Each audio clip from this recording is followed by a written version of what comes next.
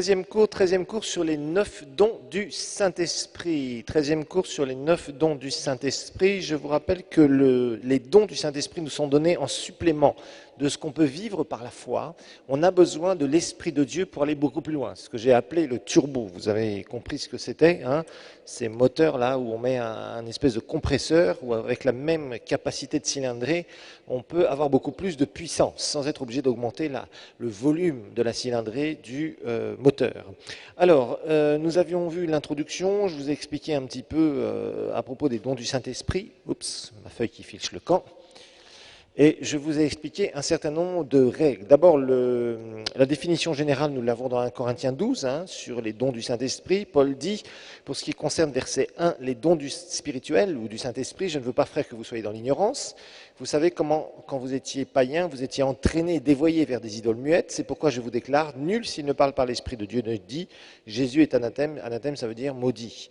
Et nul ne peut dire, Jésus est le Seigneur, si ce n'est par le Saint-Esprit. Il y a diversité de dons, même le même esprit, diversité de services ou de ministères, mais le même Seigneur, Jésus, diversité d'opérations ou de plans, mais le même Dieu qui opère tout en tous. Or, à chacun la manifestation, donc rendue visible, Dieu se rend visible de l'Esprit, au travers de son Esprit, bien sûr, est donné pour l'utilité commune, c'est-à-dire pour que les autres soient bénis, bien sûr, c'est pas pour nous les dons du Saint-Esprit. En effet, à l'un est donné par l'Esprit une parole de sagesse, à un autre une parole de connaissance, selon le même Esprit, la foi ou la foi spéciale, nous l'avons vu selon le même Esprit, à un autre les dons des guérisons, nous l'avions vu aussi par le même Esprit, un autre le don d'opérer les miracles, un autre la prophétie, un autre le discernement des esprits, un autre diverses sortes de langues, un autre l'interprétation des langues. Un seul et même Esprit opère toutes ces choses, les distribuant à chacun en particulier comme il le veut. Voilà, donc ça c'était notre cours de référence. On a vu que les dons sont surnaturels, ce sont les lois, les différentes lois, on en a vu 9. Ils sont donnés par le Saint-Esprit, c'est au travers de votre relation avec le Saint-Esprit que vous allez avoir plus ou moins des manifestations des dons. Ils sont appelés manifestations, c'est-à-dire rendus visibles, Dieu se rend visible. Ensuite, ils fonctionnent avec une onction, je vous rappelle, une onction ponctuelle, ça c'est très important. C'est pas je vais à la réunion de prière ou je vais dans tel ou tel endroit et par la foi dans le nom de Jésus, je déclare que je vais recevoir 5 prophéties, 3 visions, etc. Non, ça marche pas comme ça. Il faut une onction. L'onction vient sur vous et là, le Saint-Esprit vous communique quelque chose, un don, et à ce moment-là, vous êtes soumis au Saint-Esprit. Je vous rappelle que Dieu cherche non pas des gens ultra qualifiés, mais des gens soumis, des gens disponibles. Donc soyez disponibles et apprenez. Et dites au Seigneur, Seigneur, moi, je vais être utilisé par toi, je ne veux pas forcer les choses, ne forcez jamais les choses spirituelles. C'est très très mauvais. Il y a des gens qui, parce qu'ils ont prophétisé une fois, ils veulent tout le temps prophétiser. Et c'est pas bon. C'est comme ça qu'on s'ouvre à un monde spirituel qui n'est plus le monde de Dieu. Si on insiste lourdement, ça peut être extrêmement dangereux. Okay ? Numéro 5, on a vu que c'est donné selon la volonté de l'Esprit. Ensuite, c'est donné pour l'utilité commune. On a vu que les dons aussi proclament la Seigneurie de Jésus. Il y a diversité de dons. On a vu qu'il y a en numéro 9, 3 catégories. Il y a 3 dons qui disent quelque chose, 3 dons qui font quelque chose, 3 dons qui révèlent quelque chose. Nous avions vu en leçon numéro 2 les 3 dons de révélation. Je vous le rappelle. Parole de connaissance, c'est quoi ? Révélation surnaturelle. De la part du Saint-Esprit, des choses de la pensée de Dieu. Ça révèle quoi ? Elle révèle le passé et ou le présent. Ensuite, nous avons vu le don de la parole de sagesse. Ça n'a rien à voir avec la sagesse naturelle, mais c'est pour le futur. Dieu va révéler le futur, je vous rappelle. Et je vous rappelle qu'on appelle ça une parole de connaissance, parole de sagesse. Pourquoi ? Parce que c'est une portion de la connaissance de Dieu. Donc Dieu nous transmet une portion de sa connaissance. Voilà, c'est pour ça que ça s'appelle comme ça, une parole de connaissance, passé, présent. Parole de sagesse, future. Et je vous rappelle que la parole de sagesse est souvent conditionnelle. Pas toujours, mais souvent conditionnelle. À quoi ? À notre obéissance, bien évidemment. Ensuite, le don de discernement des esprits. Nous avons vu qu'à partir du moment où on entend, où on voit dans le monde spirituel, nous avons vu les différents types de visions, eh bien, il y a ce don en opération. Alors ensuite, nous avions vu les 3 dons de puissance, le don de foi spéciale, ce don qui nous permet d'être dans une situation particulière et d'avoir une foi comme si Dieu nous transmet sa foi. Un serviteur de Dieu a dit, c'est comme si Dieu, vous étiez une bouteille, Dieu ouvre le bouchon, transmet sa foi et ferme la bouteille, et d'un seul coup, vous êtes rempli de la foi de Dieu. Et là, tout ce que vous dites, tout ce que vous prononcez, ça va s'accomplir tel quel. Voilà, c'est Dieu qui permet cela sur des fois une période de temps, donc 2 fois spéciale, je vous ai montré. Ensuite, nous avons vu le don d'opérer les miracles, et je vous ai montré que c'est une intervention surnaturelle faite par l'Esprit de Dieu dans le cours de la nature. Donc Dieu va changer le cours de la nature pour vous, pour quelqu'un de particulier. Alors, les dons des guérisons, nous avons étudié cela, nous avons vu la différence entre recevoir la guérison par la foi, ou au travers d'une onction de guérison, sans que même quelqu'un prie, ou alors s'il y a un don de guérison en manifestation. Là, le Saint-Esprit vient, on impose souvent les mains, et d'un seul coup, la puissance de Dieu tombe sur la personne d'une façon spéciale, et d'un seul coup, il y a le résultat, c'est la guérison divine. Voilà, donc nous avions vu tout cela. Alors nous en étions dans les 3 dons d'inspiration, et la dernière fois, nous avions commencé à voir le don de prophétie, ce que nous allons terminer maintenant. Je vais vous faire un petit résumé. Alors le don de prophétie, je vous rappelle, c'est un message donné dans une langue connue. Alors les 3 dons d'inspiration, je vous rappelle que c'est la prophétie, c'est le don de parler diverses langues plurielles et le don d'interprétation des langues. Ok, j'insiste pour le z entre guillemets, c'est pour dire que c'est un pluriel. Voilà, tout simplement, comme ça va vous marquer, vous vous en souviendrez toute votre vie. Hein, je vous rappelle qu'il est très important de comprendre que les dons nous sont donnés d'une façon extraordinaire. Les dons spirituels, c'est absolument fabuleux, mais il y a des règles. Voilà, il faut les connaître, savoir comment ça fonctionne, et il faut simplement savoir les exercer selon la volonté de l'esprit, et aussi, quand on les voit exercer, savoir reconnaître réellement si ça vient de Dieu. C'est un vrai don du Saint-Esprit, et si, par contre, il y a une sorte de tromperie. Parce que malheureusement, surtout dans les dons vocaux, c'est-à-dire des gens peuvent te dire « le Seigneur a dit », donc tout ce qui est révélation, tout ce qui est inspiration, c'est très facile de faire de l'émulation, c'est-à-dire de faire comme si Dieu avait dit quelque chose ou révélait quelque chose, alors que c'est absolument pas du tout Dieu qui est en train d'agir. Et il y a eu beaucoup de tromperies, malheureusement, beaucoup de chrétiens n'ont pas compris qu'il leur faut des enseignements sur les dons spirituels. C'est pour ça que vous avez ce cours ici, afin que vous ayez du discernement, que vous sachiez d'abord comment ça marche, et puis après que, d'une façon pratique, vous puissiez être clair, ne pas vous laisser avoir, mais au contraire, vous-même pratiquer les dons, et aussi, quand un don est réel, quand quelqu'un donne vraiment quelque chose de la part du Seigneur, que vous puissiez vraiment marcher sur ce don, marcher sur cette parole que le Seigneur vous a donnée, peut-être au travers de quelqu'un, ça peut arriver, ou si vous avez dit une certaine parole à quelqu'un. Alors la prophétie, on a vu que c'est un message donné dans une langue connue, qui est d'origine divine surnaturelle. Ok, alors je vous ai montré les 2 définitions du mot prophétiser. Dans l'hébreu, vous vous rappelez que ça veut dire couler comme une fontaine. En fait, c'est couler comme une fontaine qui fait couler de l'eau avec des bulles, entre guillemets. Dans le Nouveau Testament, nous avons vu que c'est être un porte-parole, c'est-à-dire rapporter fidèlement les paroles du royaume, tout simplement, du ciel. Voilà, tout simplement. Prophétiser, c'est être la bouche de Dieu, quelque part. Okay, donc Dieu nous donne ce privilège, mais je vous rappelle, un porte-parole, ce qu'on lui demande, c'est d'être fidèle. C'est-à-dire, quand il doit se présenter devant le public, eh bien, il le fait. Quand il ne doit pas le faire, il ne le fait pas. Et tout ce qu'on lui dit de dire, il le dit. Tout ce qu'on ne lui dit pas de dire, il ne le dit pas. Voilà, tout simplement. Et c'est pour ça que cette définition du porte-parole, rapporter les paroles de, être un porte-parole, je trouve qu'il y a pas mal de choses qui nous enseignent sur la prophétie. Et ce que Dieu vous demande, et ce que Dieu nous demande, c'est d'être fidèle, c'est tout. C'est-à-dire de faire ce qu'il nous dit de faire, dire ce qu'il nous dit de dire, ne pas dire s'il ne nous dit rien. Si Dieu ne parle pas, on se tait. Si Dieu parle, on rapporte ses paroles, et à ce moment-là, on prophétise. Voilà, tout simplement. C'est la définition qu'on a donnée. Alors, vous vous rappelez qu'on avait commencé 1 Corinthiens chapitre 14, versets 1 à 5, rechercher l'amour, aspirer au don spirituel, mais surtout à celui de prophétie. Donc, Paul nous dit, ok, aimer, c'est bien, mais l'amour ne suffit pas. Il faut aussi aspirer au don du Saint-Esprit, c'est-à-dire aspirer aux manifestations du Saint-Esprit. Okay, mais Paul insiste très largement sur quel don? Sur le don de prophétie. On a besoin que Dieu parle. Dieu parle et on a besoin qu'il parle, mais aussi on a besoin de savoir si c'est Dieu qui parle. On a besoin de savoir reconnaître ce que Dieu dit. Voilà. Et ça, c'est important, afin d'être orienté, d'être dirigé. Et ça, c'est une excellente chose, parce que Dieu nous dirige parfois par la prophétie. En tout cas, la prophétie est très utile, et surtout dans le Nouveau Testament. En effet, celui qui parle en langue, donc issu du baptême du Saint-Esprit, je vous rappelle, ne parle pas aux hommes, mais à Dieu. Ça, c'est votre prière dévotionnelle en langue, ce n'est pas un don spirituel. Car personne ne le comprend, c'est en esprit qu'il dit des mystères. Nous avions étudié ça dans la prière numéro 2, je vous rappelle, prière dans l'esprit, prière en langue. Celui qui prophétise au contraire. Donc Paul dit, voilà, il y a un bon niveau où vous pouvez vous connecter avec Dieu, sensibiliser votre esprit, c'est la prière en langue. C'est bien, c'est dévotionnel, c'est pour vous, ok, très bien. Mais il y a aussi le pouvoir, une fois que vous êtes béni, vous devez devenir une source de bénédiction. J'insiste très largement. Et là, il dit, celui qui prophétise au contraire, vous voyez, il met en contraste volontairement. il parle aux hommes, les édifie, on a vu, les exhorte et les console. Donc on a vu que ça c'est la simple prophétie. Celui qui parle en langue s'édifie lui-même, oui, c'est un don dévotionnel pour lui-même. Celui qui prophétise édifie l'Église. Paul dit, attention, je veux que vous parliez tous en langue, c'est très bien tout ça, mais encore plus que vous prophétisiez, car celui qui prophétise est plus grand que celui qui parle en langue, à moins que ce dernier n'interprète. Et ici on parle du message en langue, donc du don de diverses langues, on va voir, à moins que ce dernier n'interprète, c'est-à-dire qu'il manifeste l'interprétation des langues, on va voir ce que c'est, pour que l'Église en reçoive l'édification. Voilà. Donc nous en étions sur ces versets, et on a vu que la Bible fait la différence entre quelqu'un qui prophétise et un prophète. Faites attention à cela.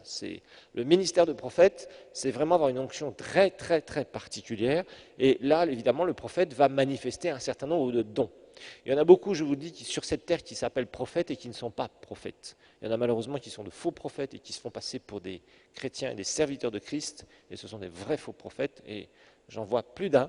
Il y en a d'autres, ils se trompent eux-mêmes, il faut le dire, ils prophétisent, c'est vrai que Dieu les a utilisés dans certaines révélations, mais il faut dire une chose, je vous le rappelle, nous avons étudié les ministères, que ce soit le ministère apostolique, que ce soit le ministère de prophète, ce sont des ministères avec une immense responsabilité. Il faut le rappeler, et malheureusement, on voit tout un tas de gens qui aiment à jouer, à se distribuer les titres. Ne fonctionnez pas là-dedans. Moi, personnellement, je n'appelle pas, excusez-moi l'expression, c'est juste pour illustrer, un chat, un chien. Si j'ai un chat devant moi, je dis que c'est un chat. Si j'ai un chien devant moi, je dis que c'est un chien, tout simplement. Si j'ai une brebis devant moi, je dis que c'est une brebis, tout simplement. On n'a pas à dire, ah oui, il s'appelle vache, il s'appelle une vache, mais finalement c'est une brebis. Mais comme il a dit qu'il s'appelait une vache, on va l'appeler tous une vache. Je suis désolé, ce n'est pas normal.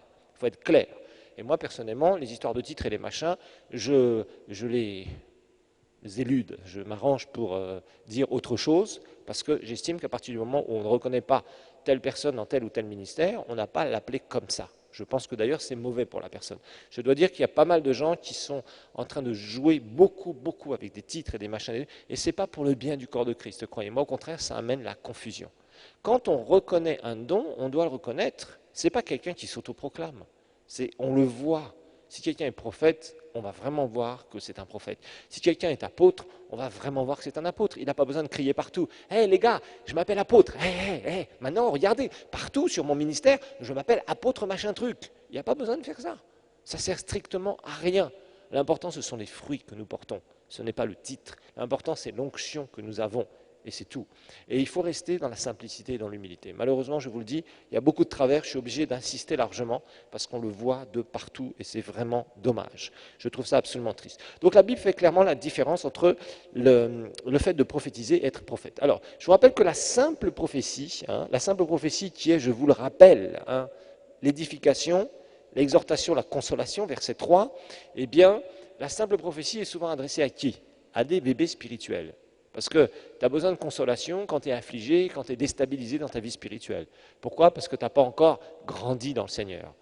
Normalement, quand tu as grandi dans le Seigneur et que tu es fort dans la foi, il n'y a rien qui peut vraiment t'affliger. Parce que tu sais marcher dans la foi et tu sais marcher dans la victoire. Donc tu as besoin de prophétie, simple prophétie, souvent, quand des bébés spirituels, voilà, tout simplement. Et c'est pour ça que Dieu, souvent, au début de notre vie chrétienne, va permettre qu'il y ait un certain nombre de prophéties qui nous soient adressées de telle façon que dans l'église ou dans des groupes de prière, ou des fois même, tu es avec une ou deux personnes, d'un seul coup, le Seigneur te donne un message, une prophétie. Bon, ça t'exhorte, ça te console, ça t'encourage, c'est bien, ça t'édifie, ça te montre certaines vérités spirituelles, mais après, Dieu ne va plus fonctionner comme ça. Pourquoi?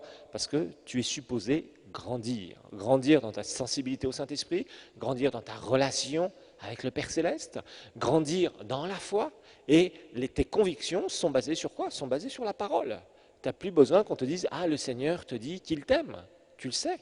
Quand tu sais qu'il t'aime, quand tu as vraiment découvert à travers la révélation de la parole, et parce que tu as expérimenté son amour, tu n'as pas besoin toutes les 5 minutes que le Seigneur te dise, tu sais, ainsi parle le Seigneur te dit, je t'aime. Bon, ça c'est bien quand tu es bébé spirituel, ça c'est normal. Mais au bout d'un moment, c'est quelque chose qui est une conviction parce que tu as été éprouvé dans cet amour et tu as vu l'amour de Dieu pour toi, voilà, tout simplement. Et c'est pour ça que Dieu ne va pas le dire toutes les 5 minutes. Il y a des gens qui n'arrêtent pas de dire, Seigneur, donne-moi une parole aujourd'hui, donne-moi une parole, donne-moi une parole, donne-moi une parole. Et en fait, ces gens-là, ils se trompent. Et j'en ai vu des comme ça. Ils commencent super bien, Dieu commence à leur parler tout au début de leur vie chrétienne, et au bout d'un moment, ils dévient. Et on les voit dans des trucs fanatiques, bizarres. Le Seigneur m'a dit, le Seigneur a dit ceci, le Seigneur dit cela, blablabla, blablabla. et puis quelques années plus tard, vous apercevez que ces gens-là vivent dans un monde spirituel qu'ils se sont eux-mêmes fabriqués. Vous savez, quand le Seigneur parle, c'est bien de dire « le Seigneur a dit ». Quand le Seigneur n'a rien dit, mais que tu aurais aimé qu'il te dise quelque chose, tu n'as pas besoin de dire « le Seigneur a dit ». Ce n'est pas ça qui fera parler le Seigneur. Voilà. Ce qui fait parler le Seigneur, c'est vraiment quand il y a une utilité particulière. Et vous verrez que de plus en plus, Dieu vous parlera à vous spécifiquement, plus vous avancez dans le Seigneur. Et puis, ce sont des choses que nous apprenons, et tu n'as pas besoin, quand Dieu te donne une parole, au bout d'un moment, tu exécutes, tu marches, tu continues, jusqu'à temps qu'il te redonne une autre parole, pour faire autre chose. Et puis c'est tout. Moi, vous savez, personnellement, le Seigneur me parle sur certains sujets, mais bon, si le Seigneur me dit une fois, fais ça, je le fais. Des fois, je dis, Seigneur, est-ce que vraiment c'est ce que tu veux maintenant? Si le Seigneur confirme ça, je le fais. Mais je ne vais pas prier pendant je ne sais combien de jours, avec des jeûnes et prières, en disant, est-ce que Seigneur, c'est bien toi qui m'as parlé? S'il te plaît, confirme-moi avec le frère X, la sœur Y, qu'un tel ministère m'écrive sur Internet pour me dire, le Seigneur dit que, etc., pour confirmer. Je crois qu'à partir du moment où tu as entendu, tu es habitué à la voix de Dieu, Dieu va te parler une fois, voire 2 fois pour que tu comprennes bien, et après tu exécutes et tu obéis. Ce que Dieu demande, c'est de l'obéissance. Ça ne sert à rien que Dieu te parle si tu n'es pas prêt à obéir, de toute façon. Et c'est pour ça que Dieu ne parle pas aux chrétiens qui ne veulent pas obéir. Et puis c'est tout. Et tu accompliras beaucoup plus de choses quand tu as un cœur obéissant et que tu captes rapidement ce que le Seigneur veut pour toi. Et puis c'est tout. Et tu ne seras pas là en train de toujours dire « le Seigneur m'a dit et je lui ai demandé 50 confirmations et j'ai fait des grands jeûnes et prières pour être sûr que je vais avoir encore d'autres confirmations, etc. etc. » Vous savez, les confirmations, on n'en a pas besoin de 50. Quand tu as un cœur obéissant, le Seigneur va te parler une fois. Si par hasard, tu dis, est-ce que vraiment, là, Seigneur, c'est toi qui m'as dit ça? Tu commences tu dis, Seigneur, vraiment, j'aimerais que tu me précises, que tu me confirmes ça. Dieu va le faire. Et puis après, c'est tout. Tu n'as pas besoin de me demander 10 confirmations. Il n'y a vraiment pas besoin. Sinon, tu vas d'abord perdre du temps, et d'autre part, ça montre que tu n'as pas un cœur qui est obéissant. Quand le Seigneur t'a parlé, tu y vas, et puis c'est fini. Il n'y a pas à discuter. Moi, j'ai appris une chose avec Dieu, c'est en général à ne pas discuter. Je discute très rarement avec Dieu parce que je suis tout le temps perdant dans cette histoire. Donc le mieux, c'est d'apprendre à être gagnant, c'est-à-dire, Seigneur, tu veux ça? Ok, on fait ça. Oui, mais Seigneur, il n'y a pas les sous, il n'y a pas ceci, il n'y a pas les ressources humaines. Ok, pas de souci, moi je ne m'inquiète plus de ça. Quand quelqu'un me dit ça, je dis, c'est pas grave, c'est pas mon problème. Mon problème, c'est de faire ce que le Seigneur m'a dit de faire. Voilà, c'est tout. C'est pas compliqué, ok? Alors, on a vu qu'il y a des examens à faire passer à la prophétie. Et je vous rappelle qu'il y a des abus, c'est clair, dans les prophéties, il y a des abus, ok? Mais il y a les deux côtés. Il y a des gens qui sont complètement fermés à la vie de l'esprit, et ce n'est pas bien, et il y a des gens, le moindre truc, c'est Dieu m'a dit, Dieu m'a dit, Dieu m'a dit. Non, ni l'un ni l'autre n'est scripturaire. Donc, Paul exhorte les Thessaloniciens, je vous le rappelle, dans 1 Thessaloniciens chapitre 5, versets 19 à 21, il dit aux Thessaloniciens, n'éteignez pas l'esprit, mais examinez toutes choses, et retenez ce qui est bon, c'est tout. Ne méprisez pas les prophéties.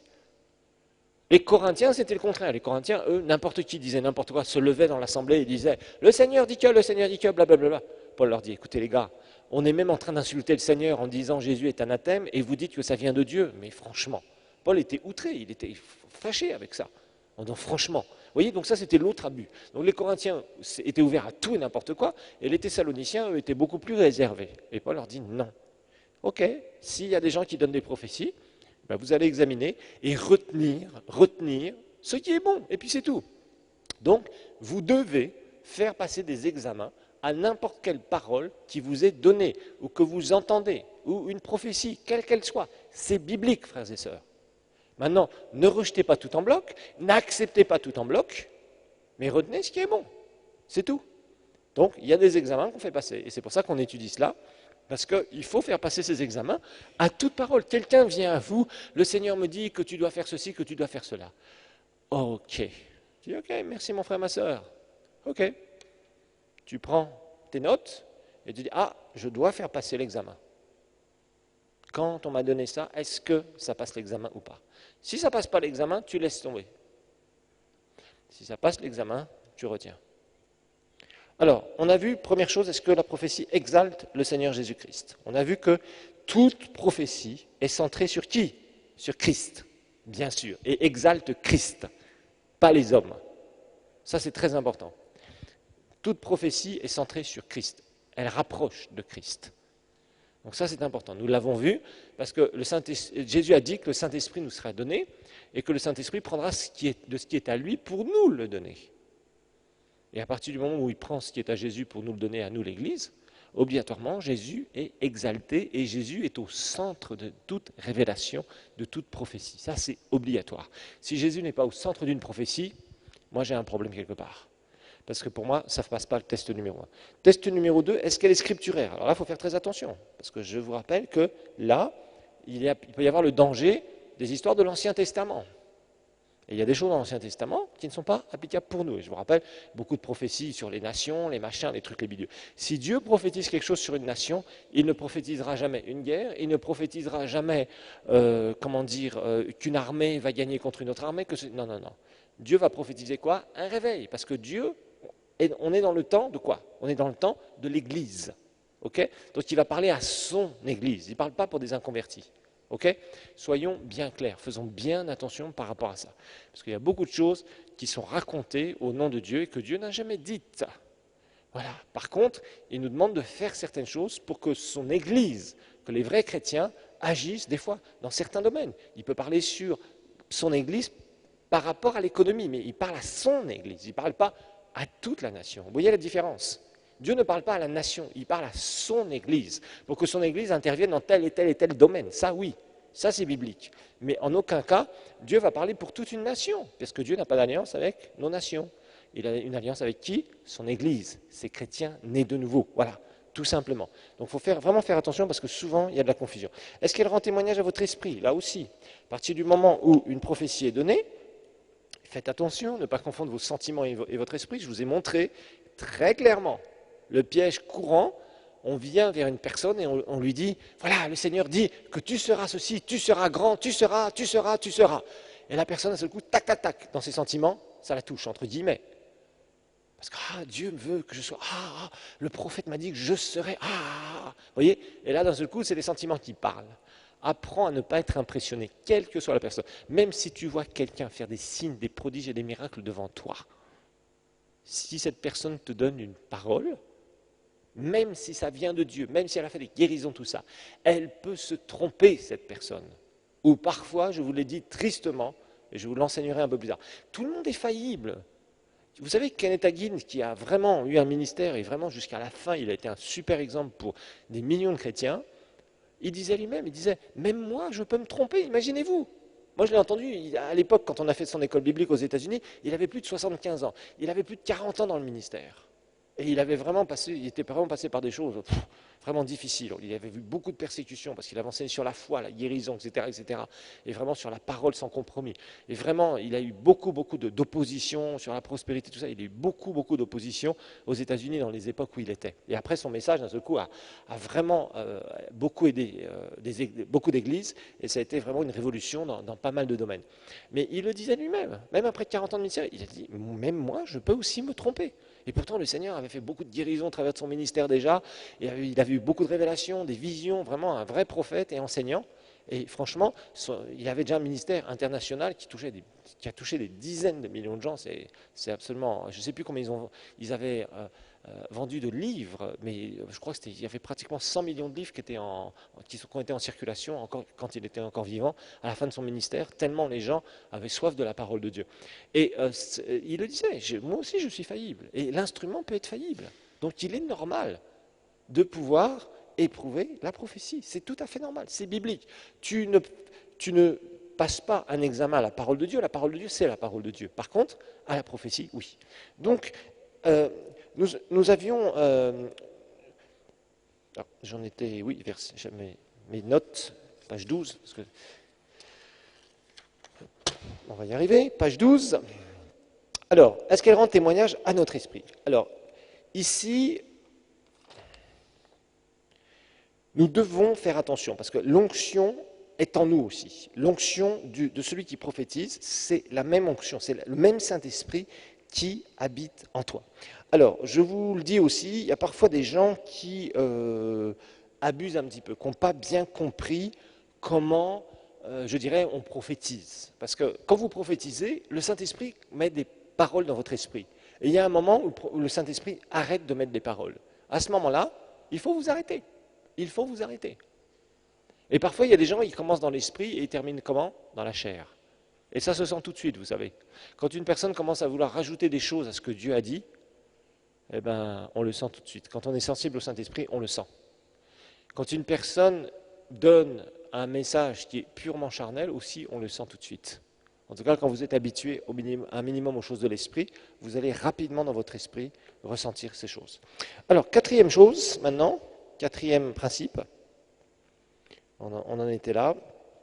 Est-ce qu'elle s'accomplit? Alors, est-ce qu'elle s'accomplit? C'est le quatrième examen. Bien sûr, là, on va parler des prophéties où il y a des éléments de révélation. Je vous rappelle qu'il y a la simple prophétie et il y a la prophétie qui a des éléments de révélation.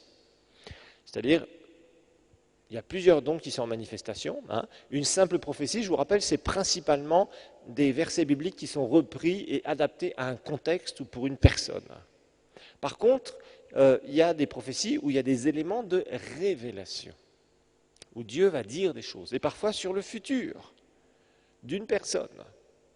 Et là, souvent, il faut voir si elle s'accomplit. Alors, je vais vous montrer certaines choses, et vous allez comprendre ces principes-là. Regardons dans Jean chapitre 16, verset 13. Jean 16, verset 13. Jean 16, verset 13. Il est dit, quand il sera venu, l'Esprit, lui l'Esprit de vérité, c'est-à-dire le Saint-Esprit, vous conduira ou vous dirigera, c'est beaucoup mieux comme traduction, dans toute la vérité, car ces paroles ne viennent pas de lui-même. Mais il parlera, regardez bien, il parlera tout ce qu'il aura entendu, et regardez bien ici, il vous annoncera quoi? Les choses à venir. Il vous annoncera les choses à venir. Donc un des rôles du Saint-Esprit aussi, c'est de nous révéler certaines choses à venir. Certaines choses à venir. Et rappelez-vous que le futur, dans la révélation, c'est quoi? C'est les paroles de sagesse. Voilà, vous avez compris. Donc, il y a un certain nombre de choses, parfois, qui sont prophétisées, et il y a des éléments de révélation sur le futur. Sur le futur. Et là, évidemment, si une prophétie révèle l'avenir, eh bien, la question qu'on va se poser, on va se dire, est-ce que cette prophétie s'accomplit ou pas? Si quelqu'un prophétise certaines choses qui vont se passer dans 2 ou 3 ans, si ça ne s'accomplit pas, on va commencer à se poser des questions. C'est tout à fait normal.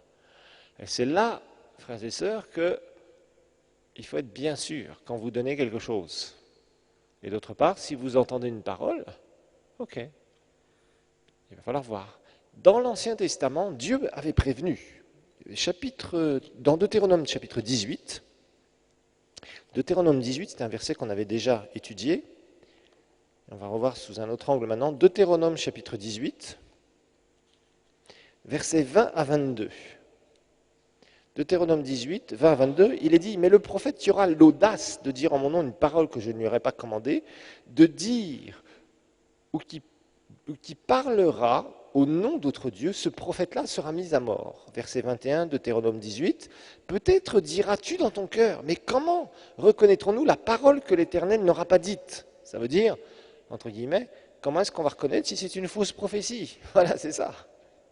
Regardez bien verset 22. Dieu prévenait déjà son peuple dans l'Ancien Testament. Quand le prophète parlera au nom de l'Éternel et que sa parole ne se réalisera pas et n'arrivera pas, ce sera une parole que l'Éternel n'aura pas dite. C'est par audace, c'est-à-dire par une fausse hardiesse, c'est-à-dire pour essayer souvent de manipuler les autres, que le prophète leur a dite, tu n'en auras pas peur. Donc Dieu nous dit, ne craignez pas. S'il y a des fausses révélations, il ne faut pas craindre. De toute façon, ça se saura tôt ou tard. Ça se saura tôt ou tard. Alors, par exemple, dans l'Ancien Testament, nous avons, dans 1 Samuel chapitre 10, on ne va pas lire ça, mais vous vous rappelez l'histoire de Saül. Et Saül, lorsque son père l'envoie chercher les ânesses avec donc ses travailleurs, au bout d'un moment, il rencontre le prophète Samuel. Vous vous rappelez de cette histoire? Et Samuel lui dit exactement un certain nombre de choses. Qu'en sortant de là, il va rencontrer l'un, etc. Il va se passer ça, il va prophétiser, blablabla. Les ânesses, il n'a pas à s'en inquiéter, etc., etc. Et tout se passe, la Bible nous dit que tout s'est passé comme Samuel le lui avait dit. D'accord? Bon, alors maintenant, là aussi, faire attention. Regardons dans Acte 11. Tiens, Acte 11. Il y a une très belle prophétie, pas une très belle, c'était dommage sur ce qui s'est passé, mais en tout cas pour la révélation, c'est un exemple. Acte chapitre 11, versets 27 et 28. Acte 11, versets 27 et 28, c'est Agabus. Il est dit en ces jours-là, des prophètes descendirent de Jérusalem à Antioche. L'un d'eux, du nom d'Agabus, se leva et déclara par l'Esprit qu'il y aurait une grande famine sur la terre entière. Et regardez bien ce que la Bible dit. Elle eut lieu, effectivement, sous Claude, l'empereur Claude.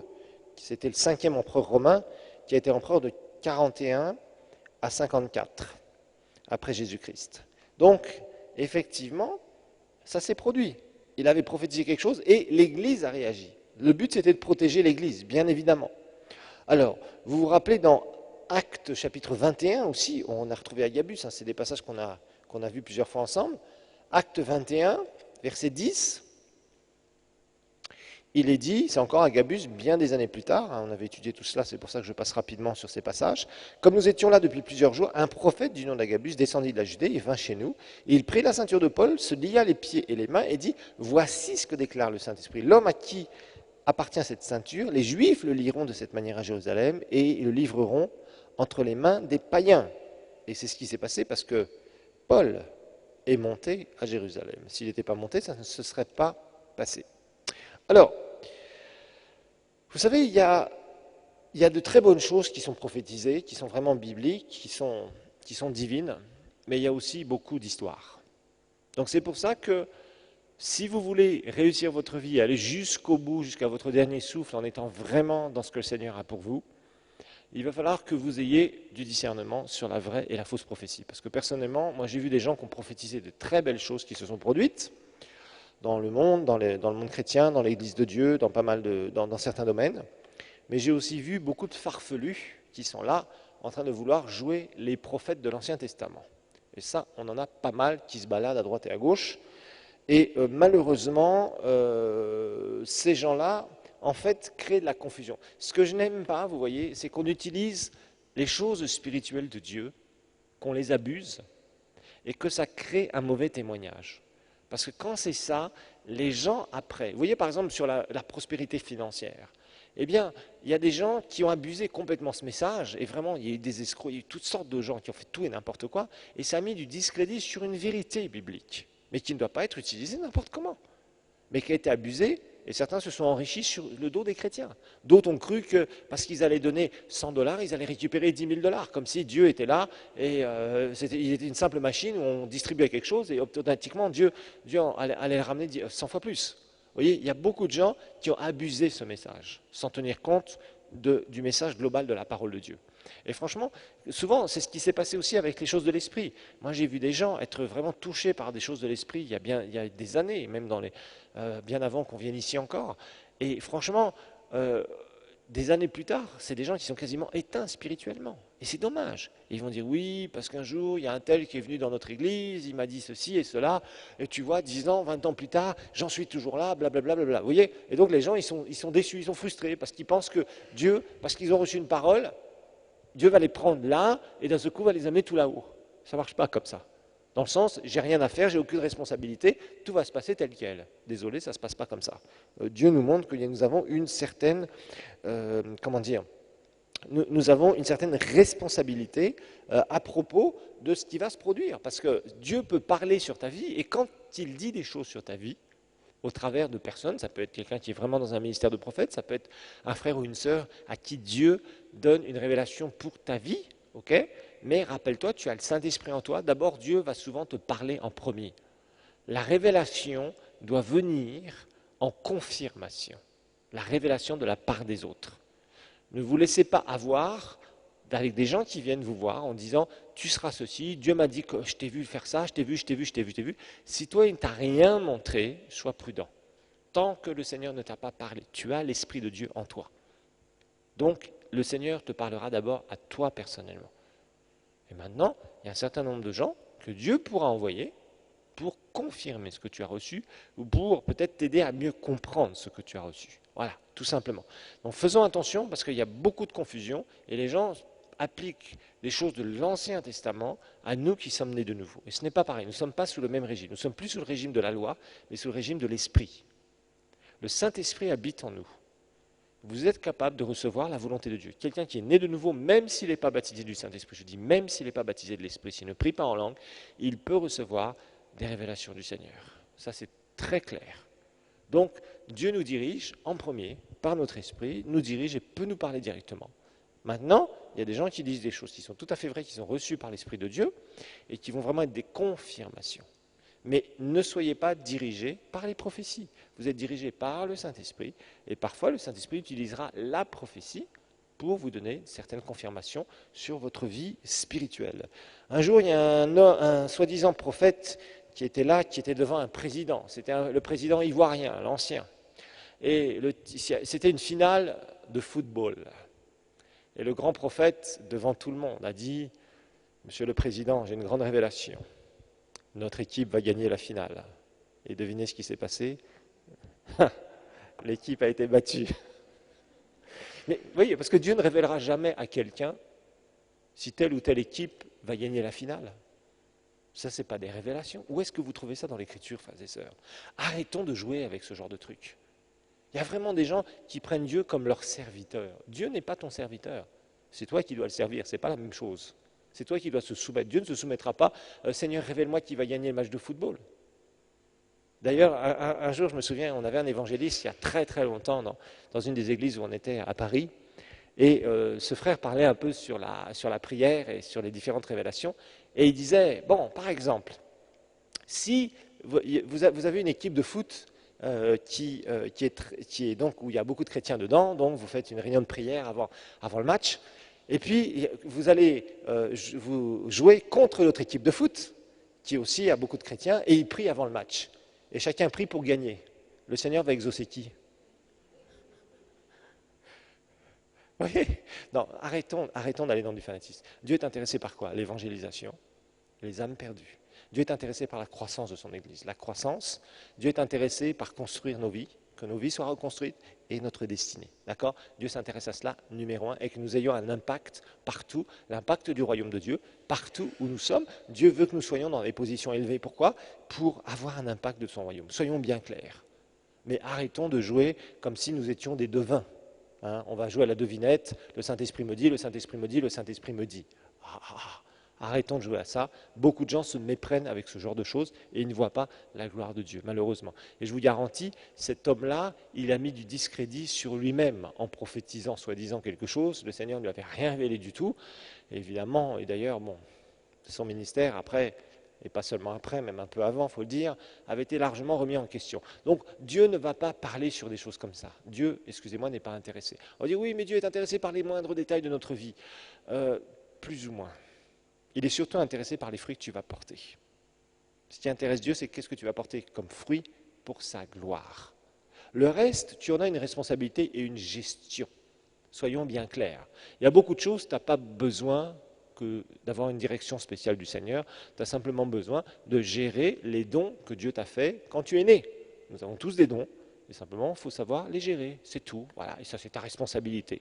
Mais les gens aiment bien, je ne sais pas pourquoi les chrétiens aiment bien mettre Dieu dans toutes les sauces. Non, il y a des choses, tu n'as pas besoin de prier, tu fais, tu as à faire ces choses-là, et puis c'est terminé. Il n'y a pas besoin d'aller prier, de demander une révélation à Dieu, que Dieu te confirme par un prophète, que blablabla. Il y a des choses, ce n'est même pas la peine. Et la plupart, si vous voulez avancer avec le Seigneur, écoutez sans savoir. Bon, maintenant, si quelqu'un vient croiser votre vie, ben gloire à Dieu. Si ça confirme ce que vous avez déjà reçu, gloire à Dieu. Mais rappelez-vous, vous êtes chrétien né de nouveau. Ne vous laissez pas embarquer dans des trucs par des soi-disant révélations. Le Seigneur me dit que tu dois, et tu seras, et il va, et il va, et il va. Vous savez, c'est toujours futur. Et souvent là-dedans, rappelez-vous, il y a des questions d'argent ou d'orgueil, ou parfois même de convoitise. On va en parler d'ailleurs. Soyons bien clairs. Moi, personnellement, je me souviens à l'époque, on était dans les années 80, on revenait d'une conférence de Reinhard Bonnke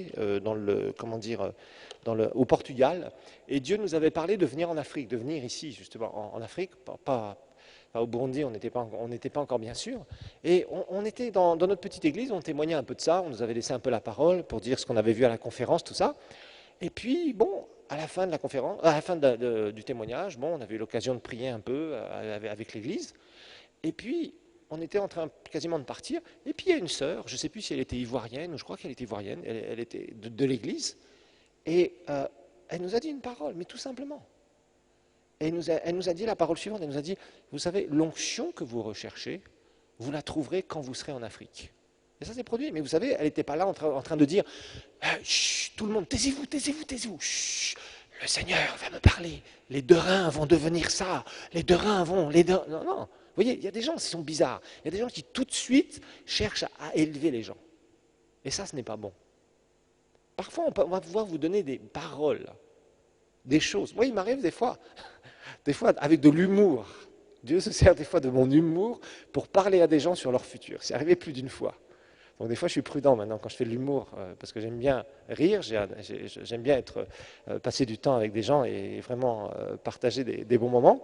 Mais des fois, Dieu a dit des choses au travers de mon humour, et les gens étaient surpris, parce qu'ils ont dit, mais la dernière fois, tu étais en train de rigoler en nous disant ça, et ça s'est accompli. C'est exactement ce qui s'est accompli. Et on n'a pas compris que c'était vraiment une parole du Seigneur. Alors parfois, c'est un peu trompeur, mais parfois, Dieu vous utilisera d'une façon un peu particulière. Mais peu importe. L'important, c'est que vous restiez équilibré, très équilibré par rapport à ce que vous faites. D'accord? Et quand vous recevez quelque chose, faites attention. OK? Alors, rappelez-vous aussi que s'il y a quelque chose qui a été prophétisé sur votre futur, qui confirme, rappelez-vous que tout ce qui est futur est souvent conditionnel. À quoi? Votre obéissance. J'ai vu, et ça j'en témoigne vraiment devant le Seigneur, des personnes qui ont reçu des révélations. Eux-mêmes, ils les avaient reçues. Ça a été confirmé, reconfirmé par prophétie. Des fois, des serviteurs de Dieu qui venaient dans certaines églises où on était et qui disaient, voilà, le Seigneur me montre que toi, tu vas faire ça et ça et ça et ça et ça et ça. Voilà pour ta vie. Et vraiment, c'est exactement ce qu'un autre serviteur de Dieu qui ne s'était pas rencontré avait dit, etc. Vous voyez, des confirmations. Et le frère disait vraiment, ah, je sais, c'est exactement ça. Et 20 ans, 30 ans plus tard, ces gens-là ne sont jamais rentrés, en tout cas pour l'instant, dans ce que le Seigneur leur avait dit. Il y a une obéissance conditionnelle. Donc, je sais que la prophétie, surtout quand il y a un élément de révélation, ça peut être très spectaculaire. Et les gens ont tendance, quand ils voient du spectaculaire, à tout de suite dire « Ah, là vraiment Dieu a dit, Dieu a parlé ». Oui, mais Dieu ne parle pas seulement d'une façon spectaculaire, je vous le rappelle. Quand vous avez fait le cours Comment être dirigé par l'Esprit de Dieu, la façon numéro 1 par laquelle Dieu va vous parler, rappelez-vous, c'est quoi? Le témoignage intérieur. C'est là où le Saint-Esprit va vous parler principalement. Maintenant, Dieu peut nous diriger par prophétie, et effectivement, ça peut être des choses spectaculaires parfois, parce que d'un seul coup, quelqu'un vient vous dire quelque chose et vous dites, mais c'est incroyable, je n'en ai parlé à personne. J'ai entendu ça, quelqu'un a dit ça il y a quelque temps, un frère a parlé des choses sur sa vie, et il a dit, mais c'est incroyable. Quand ce frère a parlé des choses sur ma vie, il y avait des choses que personne ne connaissait, si ce n'était moi et le Seigneur. Vous voyez, Dieu parfois va permettre ces choses-là, mais pas toujours. Donc, la Bible ne nous donne pas un stéréotype, c'est-à-dire un plan d'action A, B, C, D, etc., point 1, 2, 3, 4, 5, pour nous parler. Si Dieu parle par prophétie, gloire à Dieu. Mais quand on vous dit, on vous présente un tel, c'est prophète machin truc, moi je suis très prudent avec ça. Je vous avoue franchement, je suis très prudent. Parce qu'on vous présente des gens qui ont des titres et des machins et des trucs, et très souvent, rien que le titre est fait pour quoi? Pour impressionner. Donc, quand on vous présente des gens avec des titres, vous êtes poli, vous dites bonjour, cher frère, chère sœur, etc. Ok. Mais le reste, restez tranquille. Ça ne doit pas commencer à ouvrir votre chair en disant « il y a une parole qui est dans l'air pour moi, ça va bientôt, il va bientôt la dire ». Faites attention, parce que croyez-moi, si vous êtes comme ça, le diable va utiliser des gens contre vous pour bousiller votre destinée. Je vous assure, faites attention à ça. Faites très attention à ça. Surtout certains parmi vous qui êtes en position, ou qui seraient peut-être en position très haute dans les prochaines années. Faites attention à cela, parce qu'il y a beaucoup de gens qui arrivent vers des personnes qui ont, par exemple, des businessmen ou des gens qui sont dans les gouvernements ou des gens qui ont beaucoup d'influence d'une manière ou d'une autre, pour aller les voir et pour essayer de les manipuler sous le couvert de la prophétie et de la fausse révélation. Donc vous devez être alerté par rapport à ça. Je vous dis, ne jetez pas tout loin de là, mais ayez du discernement. C'est vraiment ce que j'essaie de vous enseigner sur la prophétie. Ok? Alors maintenant, numéro 5. Numéro 5. Est-ce que la prophétie suscite une élévation ou une dégradation au niveau de l'atmosphère spirituelle? Est-ce que la prophétie suscite une élévation ou une dégradation?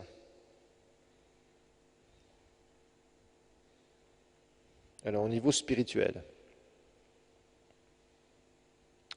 Donc quand il y a une prophétie qui est donnée, normalement il y a quelque chose qui se passe au niveau de l'atmosphère spirituelle. Surtout s'il y a un élément de révélation. Là, il y a quelque chose de spécial qui doit se passer dans l'air.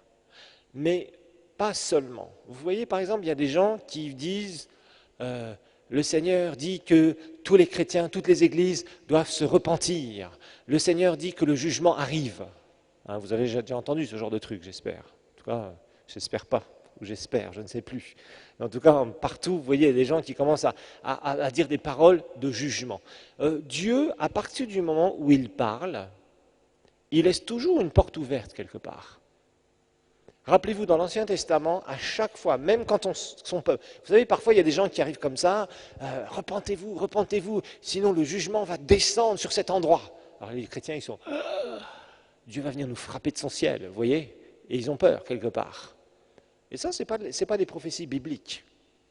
Ce n'est pas des prophéties qui viennent de la part du Saint-Esprit.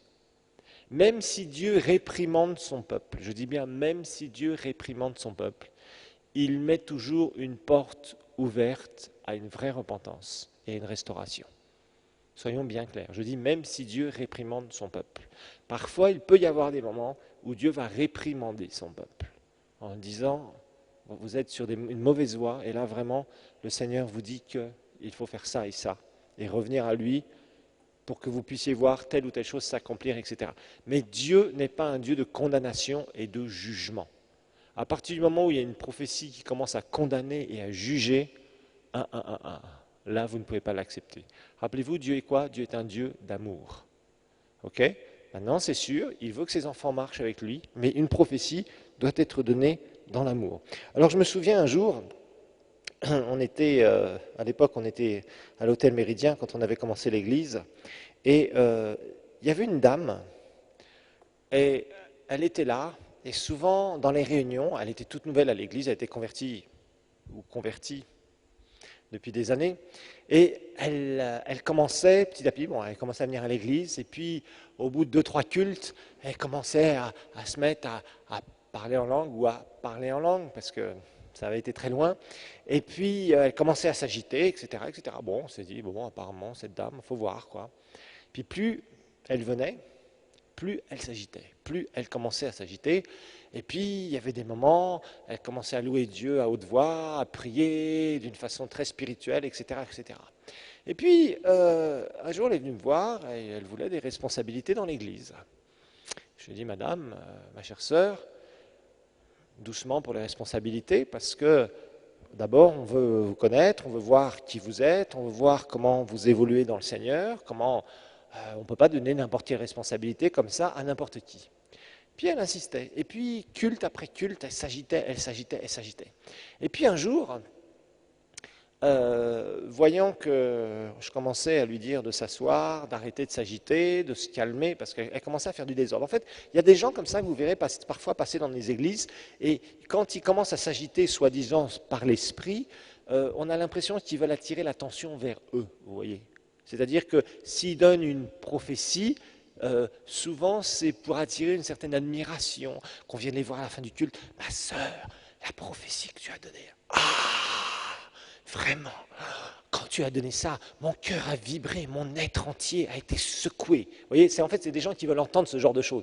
Tu es vraiment extraordinaire, il faut vraiment qu'on se voie, il faut que tu me parles de la part du Seigneur. Et ces gens-là aiment bien cela, parce qu'en fait, ils attirent vers eux, en fait, des personnes. Et ces personnes voient. Alors c'est évidemment du genre quand elle entrait dans un endroit, à faire du ménage spirituel. Vous savez ce que c'est que le ménage spirituel, des super spirituels? Ils soulevaient pour voir s'il n'y avait pas des démons sous les tables et sous les chaises, et au nom de Jésus, elle faisait le tour des maisons, de la maison où elle allait entrer, en appliquant le sang de Jésus sur les murs. Enfin, vous connaissez ces histoires, enfin des trucs, vous voyez, de fanatisme, etc. Et puis, elle voyait très bien que son petit jeu ne marchait pas. Et alors un jour, elle s'est levée en plein culte. Et elle a commencé à se mettre à prophétiser en disant « Laisse aller mon peuple, Pharaon, tu empêches l'action de mon esprit et la venue du réveil. » Elle était là devant moi, je l'ai regardée, j'ai pensé en moi-même « Apparemment, Pharaon dont tu parles, c'est moi. »